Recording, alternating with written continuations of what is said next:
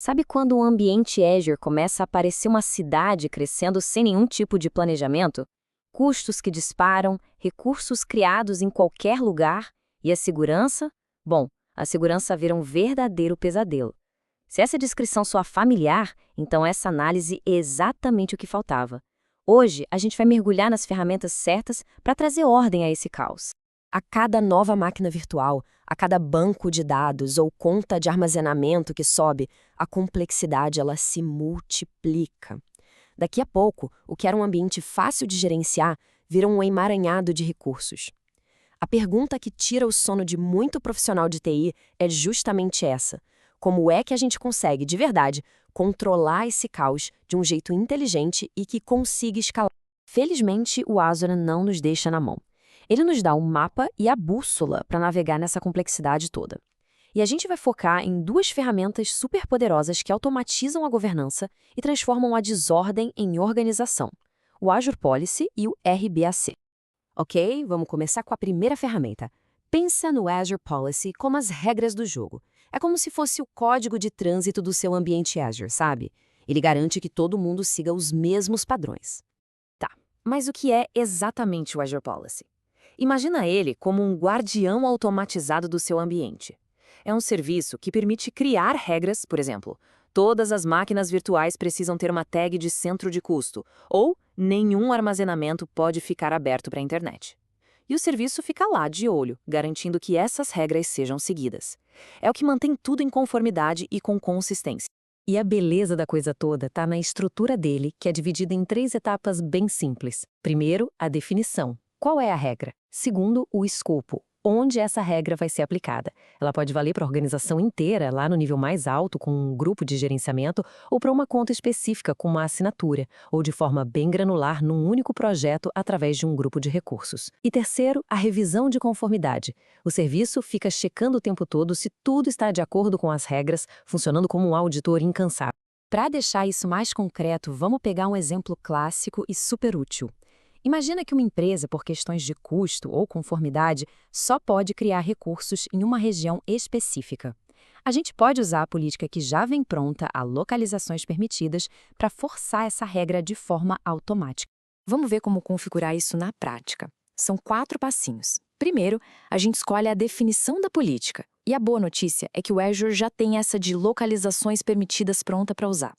Segundo, a gente atribui o escopo. Por exemplo, vamos aplicar essa regra numa assinatura de desenvolvimento. Terceiro, e aqui está o segredo, a gente define os parâmetros, dizendo para o Azure: olha, só a região do sul do Reino Unido é permitida. E por último, a gente cria uma mensagem de erro amigável, para que se alguém tentar criar algo em outro lugar, saiba exatamente o porquê. E o resultado é esse aqui. No exato momento em que alguém tenta criar um recurso novo numa localização que não está autorizada, a ação é bloqueada na hora e aquela mensagem de erro personalizada aparece na tela. Isso é a governança proativa em ação, evitando o problema antes mesmo que ele aconteça. Mas e quando a gente tem um monte de regras? Por exemplo, garantir que todo recurso tenha tag de custo, esteja na região certa e só use tipos de VM aprovados. Gerenciar 3 políticas separadas seria meio chato, né? É aí que entram as iniciativas de política. Elas permitem agrupar todas essas regras num pacotão só, tipo padrão de conformidade de produção, e aplicar tudo de uma vez. Isso sim é governança em escala. Certo, a gente já viu como definir as regras para os recursos. Agora, vamos mudar o foco e falar das pessoas que gerenciam esses recursos. Vamos falar sobre o controle de acesso baseado em função, ou RBAC. É ele que define quem tem permissão para fazer o quê.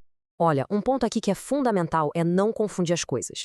As funções do Entra ID, como administrador global, são para gerenciar o diretório de identidades, usuários, grupos, aplicativos. Já as funções do Azure RBAC, como colaborador, são para gerenciar o acesso aos recursos da nuvem mesmo, as máquinas virtuais, os bancos de dados e por aí vai.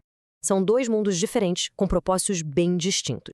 Dentro do Azure RBC, existem 3 funções principais que são a base de tudo.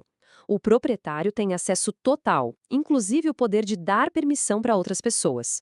O colaborador pode fazer quase tudo: criar, modificar, apagar recursos, mas com uma grande limitação: ele não pode mexer nas permissões de acesso. E por fim, o leitor, que, como o nome diz, só pode visualizar as coisas, sem poder alterar absolutamente nada. E tudo isso é construído em cima de uma única ideia de segurança: o princípio do privilégio mínimo. A filosofia é bem simples. Dê às pessoas apenas as chaves de que elas realmente precisam para fazer o trabalho delas. Não saia entregando a chave mestra, que seria a função de proprietário, para tarefas do dia a dia. Em vez disso, use uma chave específica, como colaborador de máquina virtual, e somente para o projeto em que a pessoa está trabalhando. Cada permissão a mais é uma porta aberta para risco. Beleza, vamos juntar todas as peças do quebra-cabeça. A gente já passou pelos fundamentos, então vamos fazer uma revisão rápida do nosso kit de ferramentas essencial para a governança no Azure. Então, o resumo da ópera é o seguinte. A gente viu que o Azure Policy é a ferramenta para automatizar as regras nos recursos.